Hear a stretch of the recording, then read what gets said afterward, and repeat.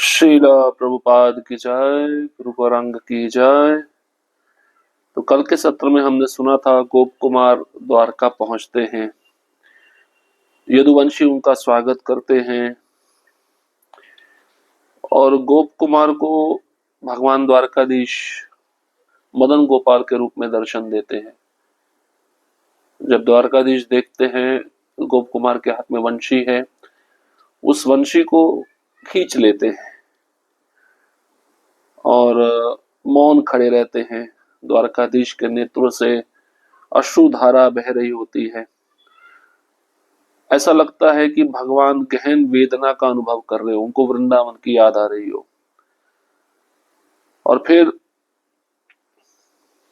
उद्धव जी भगवान को संभालते हैं और उनको उस भाव से बाहर निकालकर एक नॉर्मल कंडीशन होती है उसमें लेके आते हैं। और जितने भी यदुवंशी होते हैं भगवान का सेवा करते हैं, पान सुपारी अर्पण करके, चंदन आदि अर्पण करके। गोप कुमार देखते हैं भगवान द्वारकाधीश के साथ उनकी रानियां और रानियों के साथ उनकी दासियां पीछे पीछे चल रही हैं। तो जब गोप कुमार मदन गोपाल को देखते हैं द्वारका में, तो गोप कुमार की आंखों से भी आंसू बहने लगते हैं। यशोदा माता जो देवकी होती है वह बन जाती है और रानियां जो होती हैं द्वारका की वो गोपियां बन जाती हैं। प्रद्युम्न सांब आदि कुमार गोप बालक बन जाते हैं। इस प्रकार वृंदावन का वातावरण उत्पन्न हो जाता है। गोप कुमार ये सब दृश्य अपनी आंखों से द्वारका में देख रहे हैं। अब हम आगे पढ़ते हैं। करुणा रस से पूर्ण हो नंद नंदन प्रभु अचानक उठ खड़े हुए और अपने कमल स्पर्श सुखद हाथों से मेरे अंगों का आलिंगन कर मुझे चेतना में लाए। जब भोजन का समय आया तो प्रभु का भोजन करने का कोई भी मन नहीं था। माताओं ने उन्हें दोपहर के आवश्यक कर्तव्यों में प्रवृत्त किया। इसके पश्चात देवकी पुत्र प्रभु ने स्वयं अपने कर कमलों से मुझे भोजन कराया और फिर मुझे प्रसन्न करने के लिए स्वयं भी भोजन किया। श्री गोप कुमार कहते हैं, तदंतर भगवान ने अपने पुत्रों का एक वर्तुल आकार में मंडल बनाया, मध्य में अपने अग्रज बलराम को विराजमान किया और स्वयं अपने कर कमलों से उन्हें वैसे ही प्रेम पूर्वक भोजन कराया जैसे वे अपने बाल्यकाल की ब्रज लीलाओं में किया करते थे। उद्धव जी ने भगवान के महामहिमामृत प्रसाद के अंशों का सेवन किया और फिर भगवान की अंतस्थ इच्छा को जानकर मानो बल पूर्वक मुझे अपने घर ले गए। तब मैं पुनः पूर्णतया चेतना में आया और जो कुछ मैंने अनुभव किया था उसे स्मरण कर पुनः पुनः आनंद में नृत्य करने लगा। मैं सोचने लगा, आह, आज मेरे जीवन का परम अभिलाष्य पूर्ण हुआ। ध्यान में मैंने अपने ब्रज नायक, अपने आराध्य भगवान के समस्त माधुर्य सहित दर्शन किए हैं।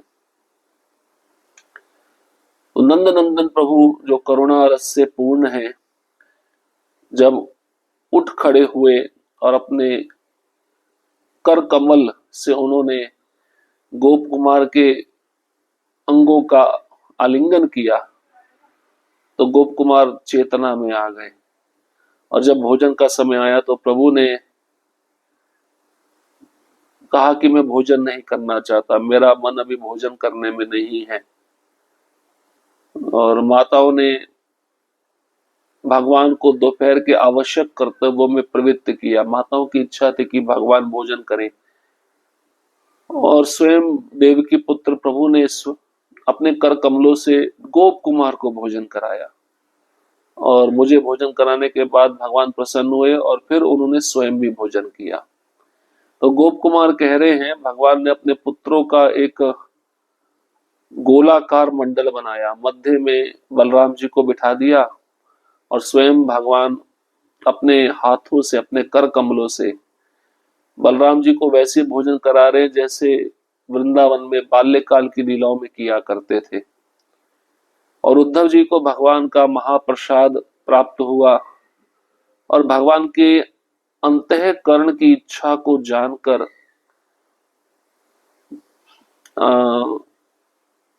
अपने घर ले गए भगवान गोप कुमार को। उद्धव जी समझ गए भगवान की इच्छा क्या है। भगवान की इच्छा यह है कि वह गोप कुमार को अपने घर ले जाना चाहते हैं।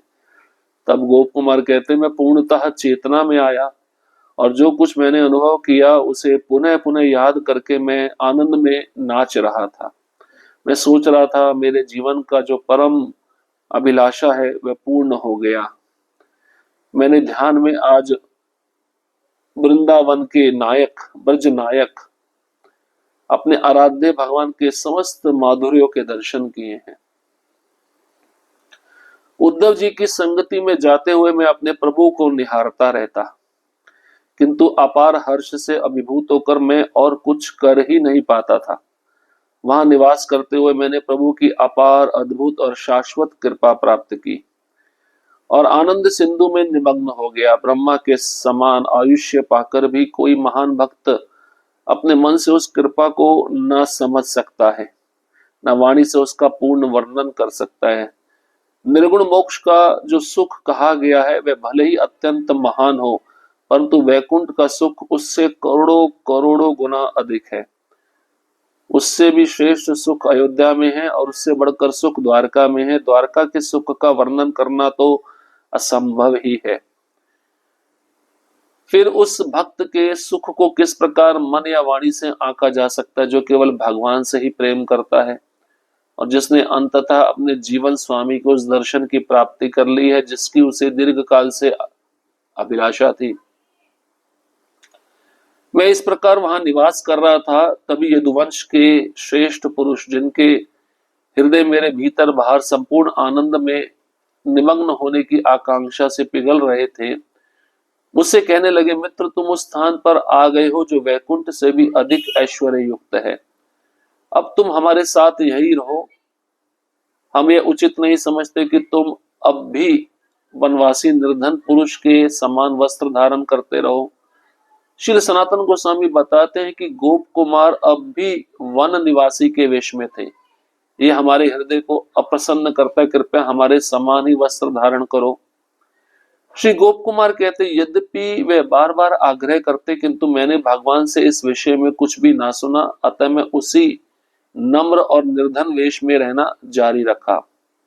सभा मंडप में असीम ऐश्वर्य से सेवित होकर विराजमान भगवान के चरणों से अलग होना मेरे लिए लज्जा और भय का कारण था। कभी कभी मैंने उन्हें चार भुजाओं का रूप प्रकट करते देखा, जो वे ब्रज भूमि में कभी नहीं दिखाते थे। कभी वे अकेले अपने प्रिय संबंधियों पांडवों से मिलने जाते, जो अधिक दूर नहीं रहते थे।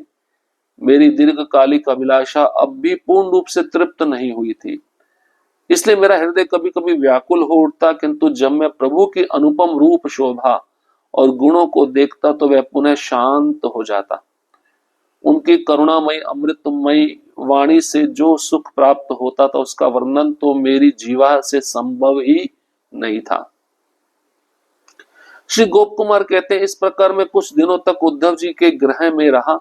यदि कभी हृदय में असंतोष या विषाद का भाव आता तो मैं उसे प्रकट न होने देता, वरन भीतर ही भीतर छिपा लेता था। अब गोप कुमार कहते हैं, उद्धव जी का मुझे संग प्राप्त हुआ तो उद्धव जी के संग में मैं भगवान को देखता रहता था और अपार प्रसन्नता से अभिभूत होकर मैं कुछ कर नहीं पाता था। द्वारका में रहते हुए मैंने प्रभु की अपार अद्भुत शाश्वत कृपा प्राप्त की और आनंद के सागर में निमग्न होता गया। ब्रह्मा के समान भी कोई आयु पाकर महान भक्त अपने मन से उस कृपा को नहीं समझ सकता है, न वाणी से उस कृपा का पूर्ण वर्णन कर सकता है। तो गोप कुमार कहते हैं, अगर मुझे ब्रह्मा जी का आयु भी मिल जाए ना, तो उतने लंबे आयु में भी मैं भगवान की कृपा का वर्णन नहीं कर सकता हूं, न उनकी कृपा समझ सकता हूं। और जहां तक निर्गुण मोक्ष के सुख का प्रश्न है, निर्गुण मोक्ष ज्ञानी लोग जो चाहते हैं, चाहे कितनी महान हो, परंतु वैकुंठ का सुख उससे कई करोड़ों करोड़ों गुना अधिक है और उस सुख से अधिक श्रेष्ठ सुख अयोध्या में है और अयोध्या से भी श्रेष्ठ सुख बढ़कर सुख द्वारका में है। द्वारका के सुख का वर्णन करना तो असंभव ही है। आप समझ रहे हैं, जैसे जैसे गोप कुमार ऊपर के लोकों में जाते हैं तो वो सुख और बढ़ता जाता है। अब उस भक्त को जो सुख प्राप्त हो रहा है, वो भक्त अपने मन वाणी से उस सुख को समझ नहीं सकता, वर्णन नहीं कर सकता, आंक नहीं सकता। जो भक्त केवल भगवान से प्रेम करता है, जिसने अंततः अपने जीवन स्वामी के उस दर्शन की प्राप्ति कर ली, जिसकी उसे दीर्घ काल से आशा थी, अभिलाषा थी। तो कोई भक्त लंबे समय से भगवान का दर्शन करना चाहता और दर्शन उसको मिल जाए, प्रत्यक्ष सामने भगवान उपस्थित हो, तो सुख उस भक्त के हृदय में कितना अपार होगा। उस सुख का वर्णन वो कर नहीं पाएगा, करना भी चाहे तो इस प्रकार से गोप कुमार कहते हैं, मैं द्वारका में रह रहा था, सभी यदुवंशी श्रेष्ठ पुरुष मेरे पास आए और कहने लगे, मित्र तुम यहीं पे रहो, द्वारका वैकुंठ से भी अधिक ऐश्वर्य युक्त है। अब तुम हमारे साथ यहाँ पे रह सकते हो, और हम ये उचित नहीं समझते, हमें अच्छा नहीं लगता कि तुम वनवासी निर्धन पुरुष के समान कपड़े पहने हुए हो। अब ये गोप कुमार थे, वृंदावन में जो ग्वाल वाले होते हैं, कभी कभार उनके वस्त्र फटे हुए होते हैं, पुराने होते हैं, इतना ऐश्वर्य नहीं होता उन वस्त्रों में। तो द्वारका में तो ऐश्वर्य है। यदुवंशी जो द्वारका में रहते हैं बहुत सुंदर वस्त्र पहनते हैं।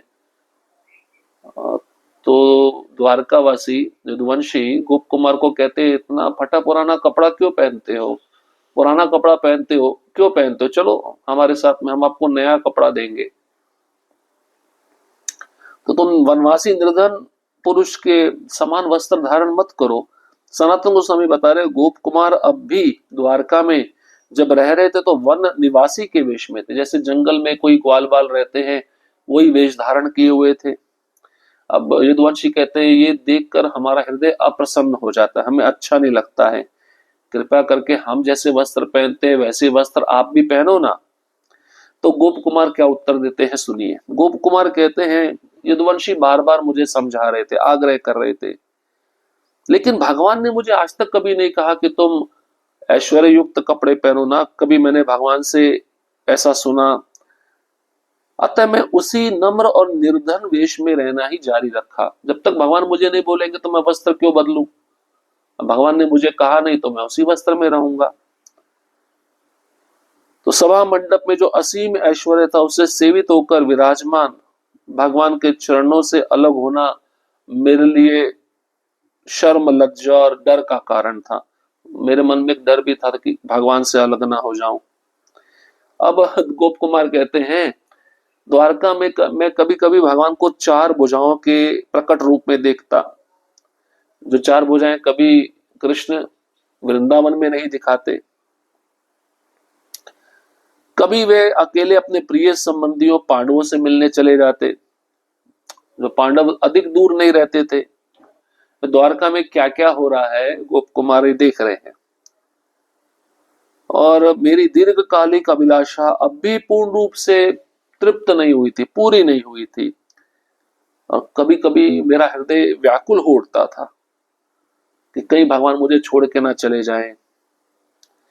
लेकिन जब भी मैं भगवान की अनुपम रूप शोभा को देखता, उनके गुणों को देखता, तो मेरा मन तुरंत शांत हो जाता। भगवान की जो करुणामयी अमृतमयी वाणी थी, वो जब बोलते थे तो सुनने पर मुझे सुख प्राप्त होता था। तो भगवान के अमृतमयी वाणी का वर्णन तो मेरी जीवा से संभव ही नहीं था। अब गोप कुमार कहते हैं, इस प्रकार मैं कुछ दिनों तक उद्धव जी के घर में रहा द्वारका में, और यदि कभी मेरे हृदय में दुख होता, विषाद होता, तो मैं उसे प्रकट नहीं होने देता, उस दुख को मैं अंदर ही अंदर छिपा लेता। एक दिन जब मैंने देखा कि श्री नारद मुनि पधारे हैं, तो मैं उनके चरणों में प्रणाम कर विस्मय और हर्ष से भरकर इस प्रकार बोला, हे मुनिराज, हे प्रभु के परम प्रिय महापुरुषों में श्रेष्ठ, मैं आपको इस रूप में स्वर्गलोक और अन्य भौतिक लोकों में देख चुका हूँ, वैकुंठ लोक में भी देख चुका हूँ, और अब यहाँ भी देख रहा हूँ। यह मुझे अत्यंत अद्भुत और जिज्ञासा जनक लगता है। श्री नारद जी ने कहा, तुम सदा के लिए चंचल और खेलमय ब्रज गोपालक हो। क्या मैंने तुम्हें पहले यह नहीं कहा था? जैसे एकमात्र श्री कृष्ण अनेक स्थानों में अनेक रूपों में प्रकट होते हैं, वैसे ही हम उनके सेवक भी अनेक स्थानों में अनेक रूपों में प्रकट होते हैं। गरुड़ के नेतृत्व वाले, हनुमान के नेतृत्व वाले, यदुवंशी वीरों के नेतृत्व वाले और उद्धव जी भी, ये सभी भक्त इसी प्रकार हैं। अब एक दिन क्या होता है, गोप कुमार बैठे होते हैं द्वारका में, नारद जी आ जाते हैं। वही नारद जी वैकुंठ में उनको पहले भी मिले थे, और जैसे नारद जी को देखते हैं गोप कुमार उनके चरणों में गिरकर प्रणाम करते हैं और गोप कुमार कहते हैं, मुनिराज, आप मुझे स्वर्गलोक में भी मिलते हैं, मैं अन्य भौतिक लोकों में भी आपको देख चुका हूँ, वैकुंठ लोक में भी आपसे मिल चुका हूँ, अब मैं द्वारका में भी आपको यहाँ देख रहा हूँ, और ये मुझे अत्यंत अद्भुत और जिज्ञासाजनक लगता है, आप हर जगह पहुंच जाते हैं। नारद जी ने कहा, तुम्हारा मन सदा चंचल रहता है और तुम खेलमय ब्रज गोपालक हो। यह बात मैंने तुम्हें पहले नहीं बताई? ये बात मैंने पहले तुम्हें बता रखी है। अब जैसे एकमात्र श्री कृष्ण अनेक स्थानों में अनेक रूपों में प्रकट हो जाते हैं, वैसे ही हम मतलब अपने बारे में बता रहे, नारद जी या उनके सेवक हनुमान जी या उद्धव जी या गरुड़ जी, ऐसे भक्तों के लिए, ऐसे सेवकों के लिए भी हम अनेक स्थानों में जा सकते हैं, अनेक रूपों में प्रकट हो सकते हैं। भाई भगवान के पास जो ऐश्वर्य, वो ऐश्वर्य हमारे पास भी है। नारद जी गोप कुमार को समझा रहे हैं। तो भगवान जैसे अनेक स्थानों में अनेक रूपों में प्रकट होते हैं, वैसे हम भी अनेक स्थानों में अनेक रूपों में जा सकते हैं। अब भगवान गरुड़ का भी नेतृत्व करते हैं, हनुमान जी का भी नेतृत्व करते हैं, यदुवंशी वीरों का भी नेतृत्व करते हैं और उद्धव जी का भी नेतृत्व करते हैं। सभी भक्त इसी प्रकार हैं। ये भक्त भी कहीं पे भी जा सकते हैं। ऐसे ही ये भक्त जब कहीं पे भी जा सकते हैं, तो मैं भी भगवान का सेवक हूं और मैं भी भगवान के अनेक स्थानों में जा सकता हूं जहां पे भगवान रहते हैं। अब पुनः नारद जी आए हैं द्वारका में। अब गोप कुमार के मन में और जिज्ञासा हो रही है, वो कुछ और जानना चाहते हैं। उनको भय तो लगता है कि भगवान द्वारकाधीश मुझे छोड़ के न चले जाएं। अपना ये भय किसी को बता नहीं पाते, उस भय को मन ही मन छिपा लेते हैं। लेकिन अब नारद मुनि से उनके आगे क्या चर्चा होगी द्वारका में? क्या नारद मुनि उनको और उच्च रस के विषय में बताएंगे? इसको हम अगले सत्र में श्रवण करते हैं। हरे कृष्ण कृष्ण कृष्ण हरे हरे, हरे राम राम राम हरे हरे।